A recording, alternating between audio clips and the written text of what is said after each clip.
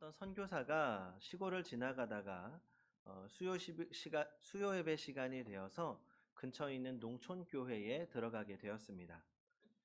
이 교회는 누가 예배를 인도하는지 궁금했습니다. 그런데 시간이 되자 이 몇 사람의 교인들이 들어와 앉았고 잠시 후에 옷이 흙투성이인 한 사람이 옷을 툭툭 털고 들어오더니 강대상에 섰습니다. 오늘 전도사님이 멀리 출타하셔서 제가 대신 예배를 인도하게 되었습니다. 그러더니 찬송가 한 장을 부르고 간단히 기도했습니다. 그리고 시편 23편을 읽었습니다. 그런데 그는 글을 잘 몰랐는지 정확하게 읽지를 못했습니다. 여호와는 나의 목 자르시니 내가 부족함이 없으리로다. 그러더니 그는 확신 있는 어조로 설교하기 시작합니다. 여러분, 여호와께서 우리의 목을 자르는 일이 있더라도 우리는 원망하지 말아야 합니다. 오늘 말씀에 보면 이 시를 지은 분은 여호와께서 우리의 목을 자르더라도 부족함이 없다고 말했습니다. 우리도 모든 것을 여호와께 맡기고 감사해야 합니다. 목이 잘려 죽더라도 감사하세요. 그런데 가만히 보니 말씀을 듣던 교인들이 모두 눈물을 흘리면서 감격하고 있더랍니다. 모두 말씀을 듣고는 하나님을 위해서 목숨이라도 내놓을 각오가 되어 있는 것처럼 보였다고 합니다. 뭔가 이상하지만 교인들이 은혜를 받은 것 같습니다. 그런데 바람직한 건 아니죠. 왜냐하면 시편 23편을 통해서 하나님이 우리의 목자이심을 깨달아야 하는데 이 앞에 이야기에 나오는 교인들은 그걸 전혀 모르는 거 아닙니까? 성도 여러분, 은혜는 받는다고 말하면서 말씀은 모르는 성도, 말씀은 몰라도 은혜는 받을 수 있다고 생각하는 성도, 이것은 잘못된 방향으로 신앙생활을 하는 것입니다. 아주 낮은 수준의 신앙생활이라고 할 수 있습니다. 그 다음 단계는 말씀을 제법 많이 하는 사람입니다. 예를 들어서 어렸을 적부터 교회에 다녀서 선생님들에게 말씀을 많이 듣고 예배에서 설교도 많이 들었습니다. 적어도 살면서 성경은 10번 이상 읽었습니다. 또 상당히 많은 중요한 구절을 암송하기도 하죠. 교회에서 성경 퀴즈 대회를 했다고 하면 단골 선수로 출전하고 10문제 나오면 그 중에 8문제 이상은 충분히 맞출 수 있습니다. 교회에서 이 정도 수준이라면 어깨가 으쓱할 정도는 됩니다. 그러면 성경을 많이 알면 훌륭한 것입니까? 물론 그럴 수 있죠. 여호와는 나의 목 자르시니 라고 하는 것보다는 훨씬 낫습니다. 이 성경을 많이 알면 장점이 있습니다. 일단 성경을 모르면 설교를 들어도 내용이 잘 이해되지 않습니다. 반면에 성경을 많이 알면 설교도 더 깊이 잘 이해가 되죠. 또 성경을 알면 다른 사람에게 잘 가르쳐 줄 수 있고 또 성경을 많이 아는 사람들은 성경적인 말도 잘할 수 있습니다. 저는 우리 성도님들이 말씀을 더 풍성하게 알게 되기를 원합니다. 말씀을 많이 읽으십시오. 성경을 가까이 하고 말씀을 많이 공부하시기 바랍니다. 그러나 성경 말씀의 지식이 많은 사람도 최고는 아닙니다. 말씀 지식이 많은 사람에게는 결정적 맹점이 있습니다. 그것은 교만해지기 쉽다는 거죠. 고린도전서 8장 1절을 보면 우상의 제물에 대하여는 우리가 다 지식이 있는 줄 아나 지식은 교만하게 하며 사랑은 덕을 세우나니 라고 했습니다. 지식은 사람을 교만하게 합니다. 모르는 사람을 깔보게 됩니다. 그래서 성경 지식이 자칫하면 자신을 가두는 올무가 될 수 있습니다. 그리고 그 지식이 선하게만 사용되는 것이 아니라 악하게 사용될 수도 있습니다. 예수님이 탄생하셨을 때를 생각해 보십시오. 동방의 박사들은 별을 보고 예루살렘까지 왔지만 왕이 어디서 나셨는지 정확하게 알지는 못했습니다. 그들은 헤롯의 궁궐에 가서 물었습니다. 그때 대제사장들과 서기관들은 구약성경 미가서 5장 2절을 알고 있었고 메시아가 베들레헴에서 나실 것을 정확히 알았습니다. 그래서 박사들에게 알려줄 수가 있었던 거죠. 대제사장과 서기관들 대단한 사람들이죠. 그런데 중요한 건 그들은 베들레헴에 가지 않았다는 겁니다. 수백 년 동안 메시아를 기다렸고 게다가 메시아가 베들레헴에서 나신다는 것까지 알고 있었으니 동방 박사들이 찾아왔을 때 당장 달려갔어야 됩니다. 그러나 그들은 그렇게 하지 않았습니다. 그들은 헤롯이 주는 부귀 영화에 취해서 다른 왕은 필요 없다고 여겼습니다.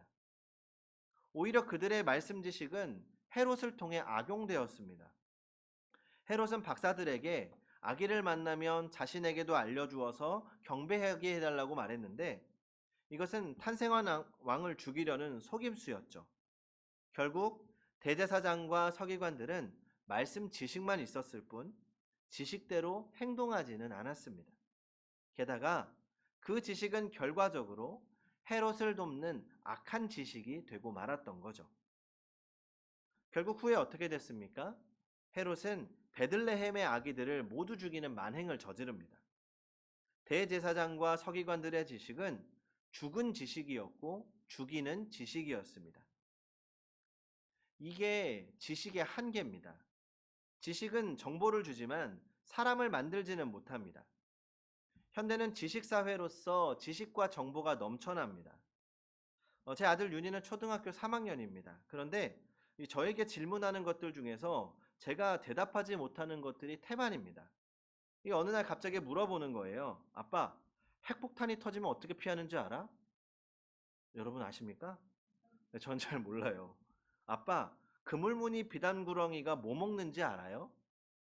뭐 책도 다양하고 유튜브를 통해서 여러 가지 정보를 접하게 됩니다. 그러니까 이제 AI가 발달해서 궁금한 걸 물어보면 대화하듯이 가르쳐주는 세상입니다. 지식이 넘쳐납니다.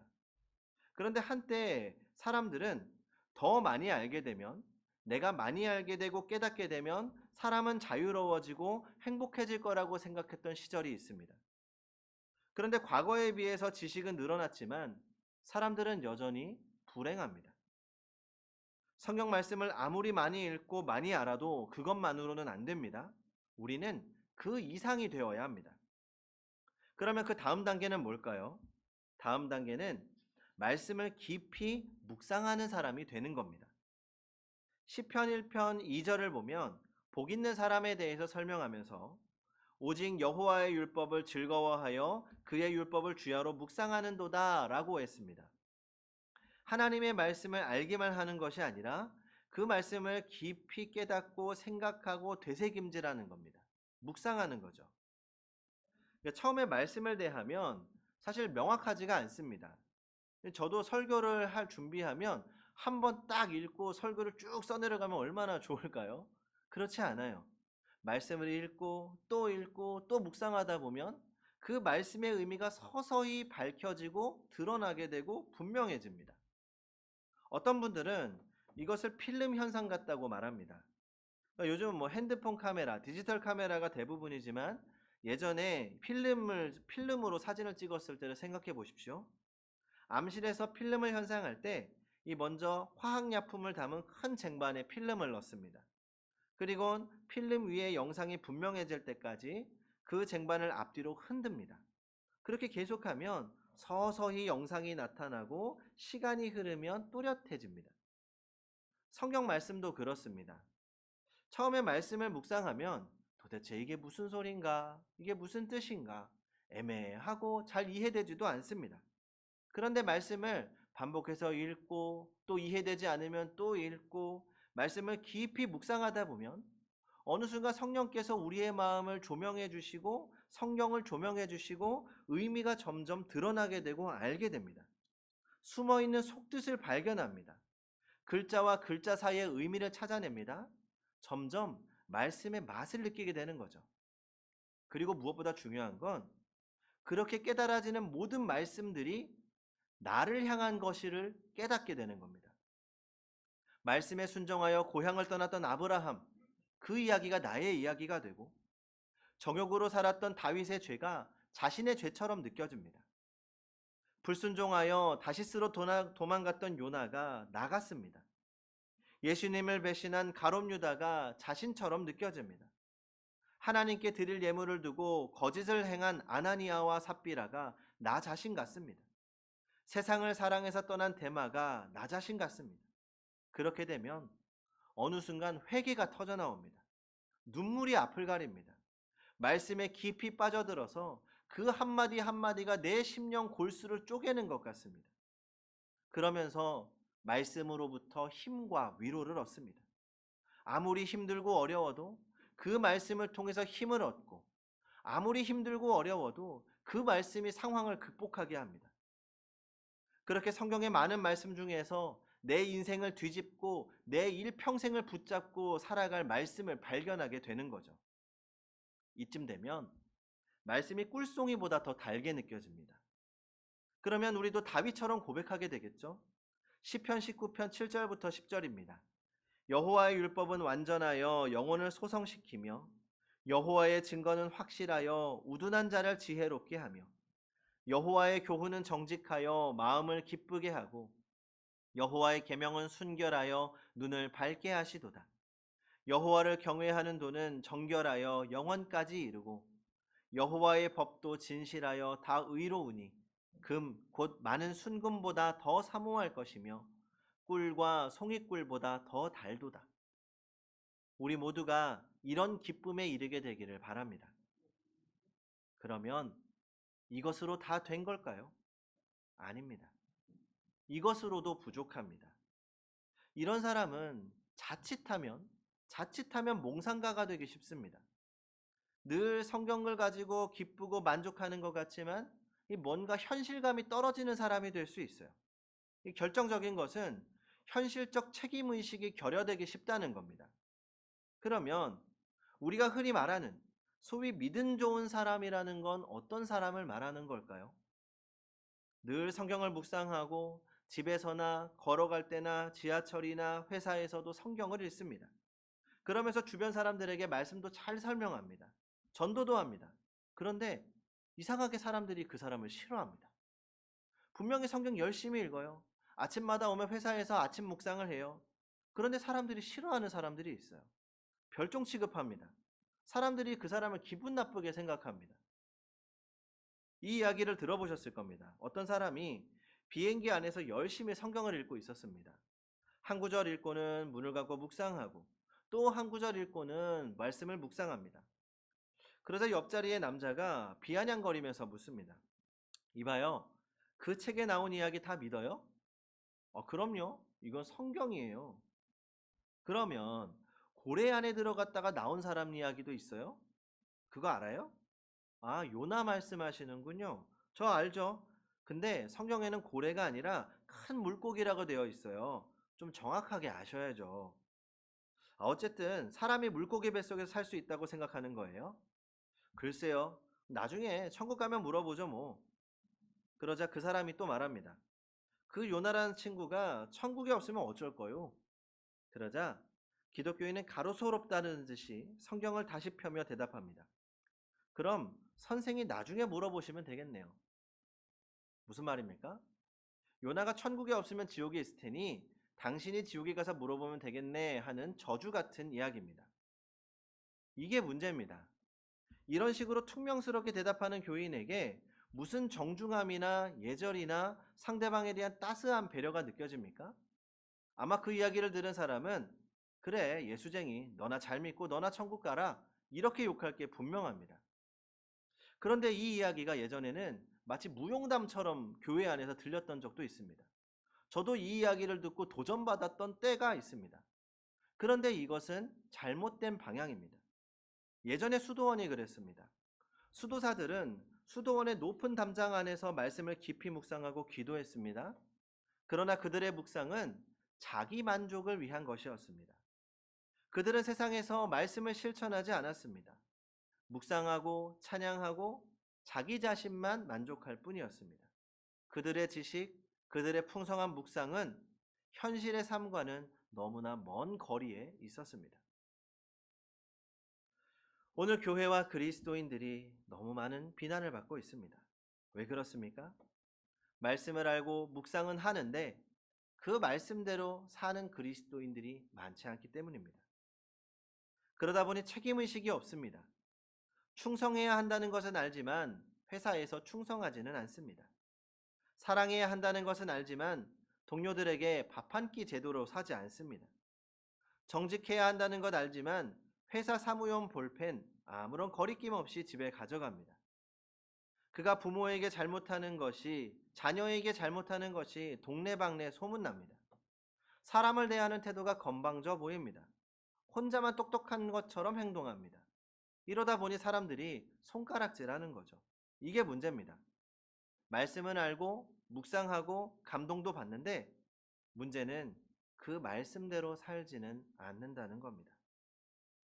은혜는 분명히 많이 받았는데 생활에는 변화가 없고 삶은 예수님을 모르는 사람들과 전혀 다를 바 없는 것이 문제입니다.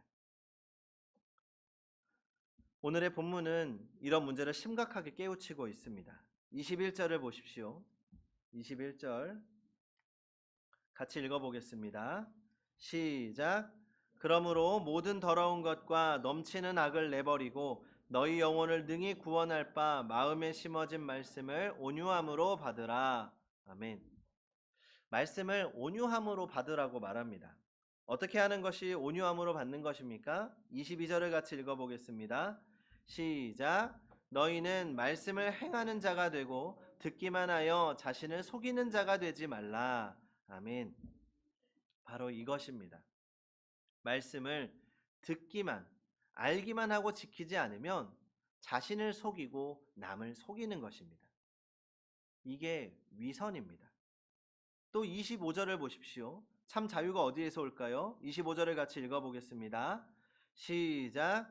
자유롭게 하는 온전한 율법을 들여다보고 있는 자는 듣고 잊어버리는 자가 아니요 실천하는 자니 이 사람은 그 행하는 일에 복을 받으리라. 아멘. 여기서 자유롭게 하는 온전한 율법이라고 했습니다. 그러니까 우리가 보통 율법은 족쇄처럼 우리를 묶는다고 이해합니다. 그런데 여기서는 율법이 우리를 자유롭게 한다고 말씀합니다. 그러니까 어떻게 그렇게 되는 걸까요? 그것은 율법의 말씀대로 하면 자유롭게 되기 때문입니다. 그러니까 어떤 사람이 운전하다가 교통법규를 위반했습니다. 그때 경찰이 있으면 그 사람의 마음은 긴장이 됩니다. 경찰관이 부르면 가야 되죠. 자유를 잃어버린 겁니다. 그러나 법규를 지킨 사람은 경찰관이 100명 있어도 걱정 없습니다. 그는 자유입니다. 그렇게 요한복음 8장 32절은 말씀하기를 진리를 알지니 진리가 너희를 자유롭게 하리라 라고 하신 겁니다. 그러나 이때의 진리는 알고 있는 지식으로서의 진리가 아니라 삶 속에서 실천되는 진리인 겁니다. 오늘 본문은 말씀 실천의 마지막 예로 경건에 관해 말씀합니다. 참 경건이 무엇입니까? 27절을 같이 읽어보겠습니다. 27절 시작. 하나님 아버지 앞에서 정결하고 더러움이 없는 경건은 곧 고아와 과부를 그 환난 중에 돌보고 또 자기를 지켜 세속에 물들지 아니하는 그것이니라. 아멘. 우리는 경건에 관해서 오해하는 것이 있습니다. 경건 생활을 어떤 의무와 책임감으로 받아들이기 쉽습니다.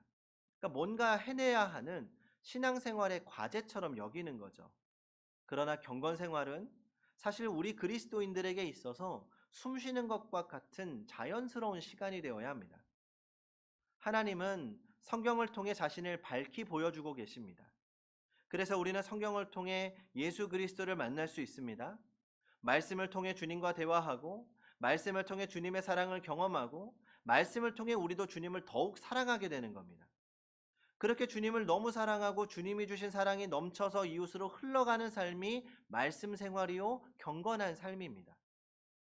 그러니까 결국 말씀 생활이란 말씀 안에 살아계신 예수 그리스도를 만나고 예수 그리스도와 동행하는 삶, 예수 그리스도의 사랑을 실천하는 경건한 삶을 말합니다. 그리고 말씀 생활은 25절 끝의 말씀처럼 하나님이 주시는 복을 누리며 살아가는 삶이라는 것을 늘 기억해야 합니다. 성도 여러분, 저는 우리의 신앙생활이 메마른 신앙생활이 되지 않기를 바랍니다. 성경을 통해서 주님을 만나고 성경을 통해서 사랑이 더 풍성한 신앙생활, 하나님을 너무 사랑해서 그 사랑이 우리 삶에서 흘러넘쳐 이웃들이 알게 되는 그런 아름다운 삶을 살아가는 성도님들이 되시기 바랍니다. 기도하겠습니다.